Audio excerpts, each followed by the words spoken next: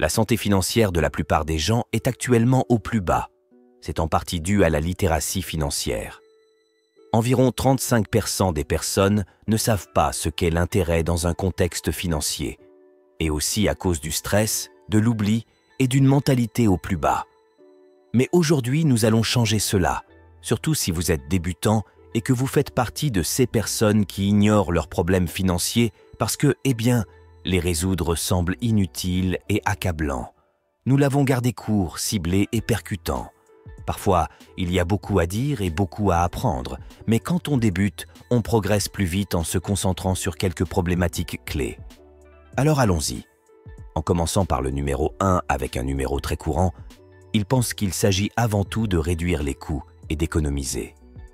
Réduire les coûts a des rendements décroissants, d'accord ? Il n'y a qu'un budget limité et une réduction des dépenses avant que cela ne commence à avoir un impact sur votre qualité de vie. Plus vous faites cela, plus vous augmentez vos chances que vos objectifs se retournent contre vous, car le chemin se termine souvent par un moment de folie. Lorsque vous établissez votre budget, votre objectif principal doit être d'abord de maximiser vos revenus, puis de minimiser vos dépenses. De petites augmentations de revenus ont un effet plus significatif sur la richesse au fil du temps que les petits sacrifices résultant d'une économie constante.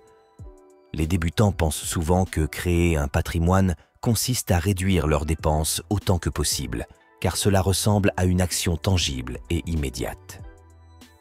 Nous entendons souvent dire que l'épargne est la première étape vers la stabilité financière. Il est donc logique qu'un débutant considère cela comme la première étape. La richesse consiste davantage à augmenter vos revenus qu'à réduire vos dépenses. Lorsque vous commencez votre voyage, augmenter vos revenus devrait toujours être l'objectif final de vos décisions. Vous devez épargner là où cela a du sens, puis équilibrer cela en investissant dans des compétences ou des actifs qui augmentent globalement votre potentiel de revenus. L'argent peut être une source d'anxiété, et lorsque les finances semblent écrasantes, les débutants évitent souvent de regarder leur solde parce qu'ils pensent que l'ignorance réduira ce stress. Ils n'ont pas l'intention de l'ignorer pour toujours, mais ils retardent son examen jusqu'à ce qu'ils y soient obligés ou jusqu'à ce qu'un peu plus d'argent arrive. L'évitement conduit à des décisions impulsives. Les décisions impulsives entraînent des dépenses inutiles et davantage de stress. Vérifier votre solde bancaire peut donc réellement réduire le stress. Les humains ont plus peur des choses qu'ils ne connaissent pas que d'être dans une situation difficile. Au moins quand on sait, même quand ça va mal, on a une idée d'où on va. Nous sommes une espèce qui aime avoir le contrôle, n'est-ce pas ? Et vous ne pouvez le faire que lorsque vous savez où vous en êtes financièrement. Parfois, c'est inconfortable, mais cela renforce la conscience et la confiance. C'est comme affronter n'importe quelle peur. Plus vous le faites, moins il a de pouvoir sur vous. Numéro 3. Ils commencent avec trop d'objectifs. Se concentrer sur un ou deux objectifs à la fois conduit à des progrès globaux plus rapides. Une vision claire d'un objectif a un effet d'entraînement. Cela conduit à améliorer d'autres domaines de vos finances de manière naturelle et sans pression. Les petites victoires sont composées. Les plus gros finissent par exploser parce que, ils ne sont tout simplement pas durables. L'ambition et l'enthousiasme sont élevés au début du voyage. C'est pourquoi les débutants pensent que se fixer plusieurs objectifs permettra de progresser plus rapidement. Ce n'est que par essai et erreur, frustration et erreur, qu'ils apprennent que la clarté est plus importante que la quantité. Au fur et à mesure que vous apprenez de quoi vous êtes capable et que vous développez vos muscles pour atteindre vos objectifs, vous pourrez vous attaquer à vos plus grandes visions plus tard. Pensez à vos objectifs par niveau. Des objectifs essentiels comme l'épargne d'urgence, des objectifs de croissance comme les investissements et des objectifs de style de vie comme les voyages. Gardez-les simples, donnez-leur un impact élevé et économisez votre énergie. La privation réduit votre endurance financière. Si vous voulez que votre parcours de création de richesse soit durable, vous devez vous assurer que vous continuez à vous amuser. Vous ne voulez pas complètement ressentir le processus, vous voulez en profiter.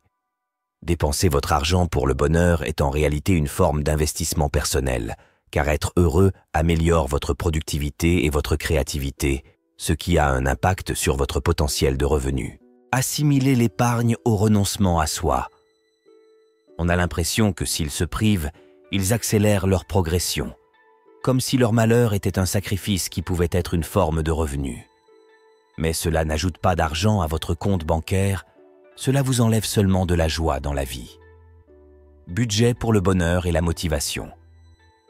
Parce que la création de richesse doit améliorer votre qualité de vie, pas la diminuer. Numéro 5. Ils font des compromis sur la qualité pour éviter de dépenser plus. La qualité est un investissement dans l'avenir. Combien de fois avez-vous regardé 2 articles identiques avec des prix différents et choisi le moins cher parce que c'est tout? Ce que vous pouvez vous permettre pour le moment. Tu fais une erreur, d'accord? Ce produit bon marché va tomber en panne plus tôt et il ne fonctionnera pas aussi bien que vous l'espériez. Vous n'en profitez donc même pas à bon escient. Si vous ne pouvez pas vous permettre un produit de bonne qualité pour le moment, économisez jusqu'à ce que vous le puissiez. Les choses qui rapportent des dividendes comme l'éducation, les outils de travail et votre santé sont autant de choses sur lesquelles vous ne devriez jamais faire de compromis ou sous-estimer. C'est le coût par utilisation qui vous montre la valeur réelle. Et c'est pourquoi cet état d'esprit de sauvegarde peut être si déroutant. Cela amène quelqu'un qui entre dans le monde de la création de richesse à se concentrer sur le prix plutôt que sur la qualité, car il essaie de stocker autant d'argent que possible. C'est une mauvaise stratégie. Un rapport de l'IRS a montré que le millionnaire moyen dispose de 7 sources de revenus, mais ici, vous essayez de créer de la richesse avec votre seul emploi et votre seul revenu. Vous pensez peut-être que vous évitez de prendre des risques, mais si vous n'avez qu'une seule source de revenus, vous vivez à la limite. Edge, mon ami, vous êtes à un pas de l'insécurité financière. Un peu de risque et de multiples sources de revenus créent beaucoup plus de stabilité. Il n'est pas nécessaire que ce soit une nouvelle entreprise importante. Même un petit revenu secondaire peut se multiplier avec le temps et réduire votre dépendance à l'égard de votre emploi principal. Cela est également plus susceptible de conduire à des opportunités inattendues. C'est là que vous êtes exposé à de nouvelles compétences, réseaux et secteurs qui, en fin de compte, alimentent votre croissance à long terme. Numéro 7. Ils se mettent la pression avec un calendrier court. Vous pourriez penser que voir des résultats vous aidera à rester motivé, alors vous vous efforcez d'atteindre des jalons dans les plus brefs délais. Mais voir des résultats ne vous motive que pour la moitié de l'étape suivante, et même dans ce cas, ce n'est pas garanti. En réalité, vous n'êtes pas motivé par les résultats, vous êtes motivé par la discipline. Vous devez changer la façon dont vous fixez vos objectifs. Vous ne devriez pas vous concentrer sur la célébration lorsque vous atteignez un certain nombre. Non, vous devriez célébrer lorsque vous ne rompez pas avec vos petites habitudes de composition. Garder votre habitude améliore votre endurance. Et plus vous prenez cette habitude, plus vous avez de chances de la maintenir. Un succès rapide n'est pas un meilleur succès. Cela ne vous laisse pas assez de temps pour construire une base stable et cela finira par s'effondrer. Vous devez protéger votre approche avec patience, donc si quelque chose vous arrive de manière inattendue, vous êtes entouré d'un champ de force puissant. Ce n'est peut-être pas aussi amusant ou intéressant, mais c'est la meilleure façon de le faire. Numéro 8. Ils sous-estiment les dépenses diverses quotidiennes. Ce ne sont pas vos dépenses les plus importantes qui affectent vos objectifs financiers. Non, vous en êtes toujours conscient. Ils sont donc pris en compte dans la façon dont vous achetez des choses, planifiez vos activités et vivez votre vie. Ce qui vous amène ici, ce sont ces petites dépenses quotidiennes. Et il y a 2 raisons à cela. Premièrement, évidemment, les petits coûts quotidiens se transforment en grosses sommes, n'est-ce pas? Mais plus important encore, ils passent inaperçus et créent un monde financier caractérisé par l'ignorance et l'absence de contrôle. Vous n'êtes pas obligé de suivre chaque petite dépense, mais vous devez faire attention à ce que vous faites. Vous devez tout mettre sur votre radar, parce que les changements de comportement permettent d'économiser plus que les budgets. Cela signifie-t-il que vous devez renoncer à votre café du matin de votre café préféré? Eh bien, cela ne dépend que de vous, d'accord?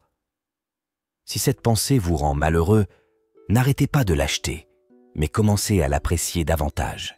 Faites-lui paraître précieux. Traiter ces petites dépenses comme quelque chose qui apporte une réelle valeur à votre vie modifie votre relation à l'argent. Un état d'esprit tout compte aggrave la croissance. Un peu de sensibilisation et quelques ajustements simples peuvent changer radicalement votre comportement en matière d'argent. Numéro 9. Ils pensent qu'ils ont échoué lorsqu'ils explosent leur budget. La plupart des débutants sont enthousiasmés par un peu d'inspiration et commencent leur voyage en créant un budget strict. Ils traitent ce budget comme un livre de règles. Ainsi, lorsqu'ils dépensent trop, ils voient cela comme un échec et sont alors plus susceptibles de jeter le livre entier par la fenêtre et de décider de recommencer le mois prochain. Mais tout cela conduit à un cycle de découragement et de honte. Alors tout d'abord, soyez très réaliste quant à votre budget.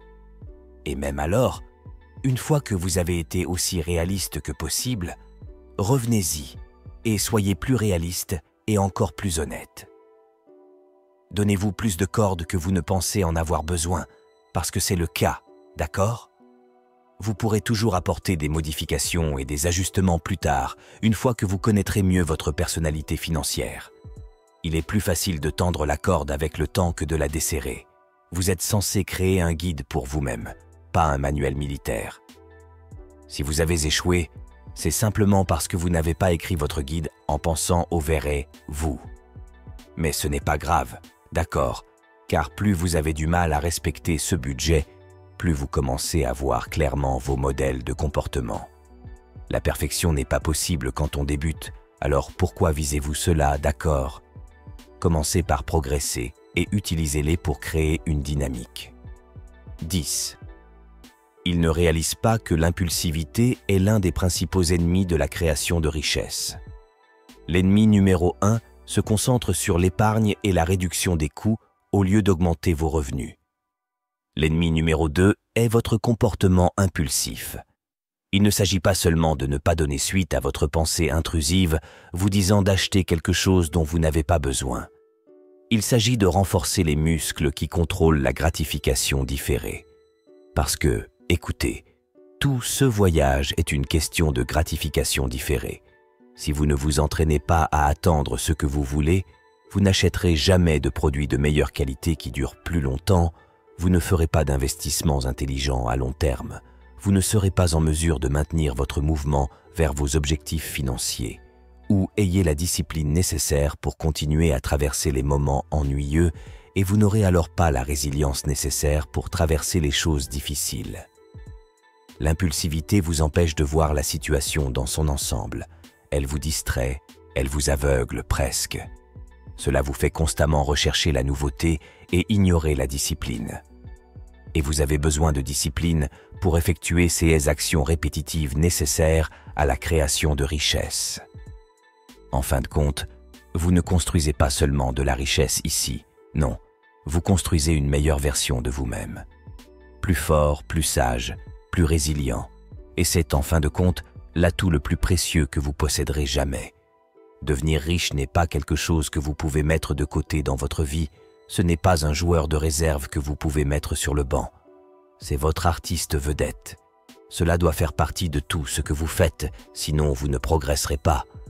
Vos plus petites décisions, que ce soit si vous cuisinez ce soir ou commandez de la nourriture à livrer, aux plus grandes comme si vous vivez dans une zone à fort potentiel de revenus, une ville chère ou un endroit où les salaires sont moins élevés et moins chers. Toutes ces décisions doivent être prises en gardant à l'esprit l'objectif final de gagner de l'argent. Si vous voulez réussir, vous devez en tenir compte dans chaque aspect de votre vie. Les débutants veulent bâtir leur richesse, mais ils oublient le grand projet lorsque la vie est chargée, car ils ne lui accordent qu'une petite place dans un coin de leur esprit. Si vous voulez la sécurité financière, elle doit être le thème primordial de votre vie.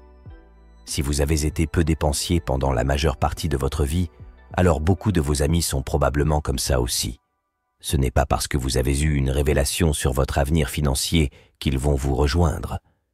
Et en fait, vous constaterez probablement que certains d'entre eux pensent désormais que vous êtes cupide et avide d'argent.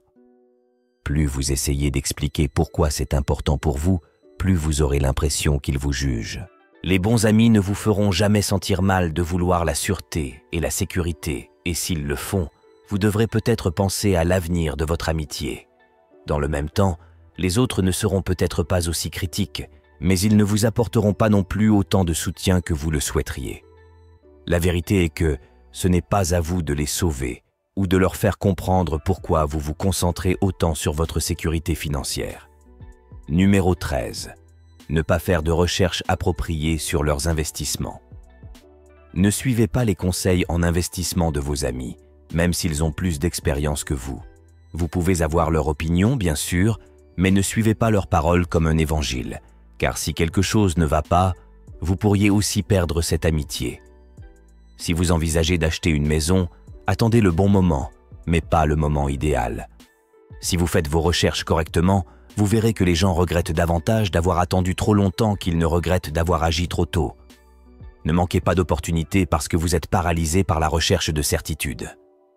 Numéro 14. Ils n'ont pas un pourquoi assez fort. Vous devez savoir exactement pourquoi vous faites cela. Pourquoi vous souhaitez bâtir votre patrimoine? Vos raisons doivent avoir du sens et de la profondeur. Les motivations superficielles ne seront pas assez fortes pour vous permettre de continuer lorsque les choses se compliquent. Chaque fois que vous pensez avoir une raison, allez plus loin. Demandez-vous, mais pourquoi cela? Au fond de toutes ces recherches, vous trouverez probablement la peur. Ce n'est pas la motivation la plus glamour, mais regardez, c'est une motivation forte. Ils commenceront demain. Rien ne vous tient plus coincé que l'illusion de demain. Demain n'est qu'aujourd'hui, car en fin de compte, vous êtes la même personne. Vous ne vous réveillerez pas demain plus motivé et préparé. C'est ça. Toi. Tout de suite. Cet instant. Cette vidéo. Vous commencez aujourd'hui par de petits pas et vous continuez demain et après-demain et après-demain. Demain est un jour propice à l'élan, d'accord? Ce n'est pas le début de votre course. Votre marathon commence aujourd'hui. Alors c'est parti. Et c'est tout pour nous aujourd'hui, mon ami. Mais nous avons bien plus de valeur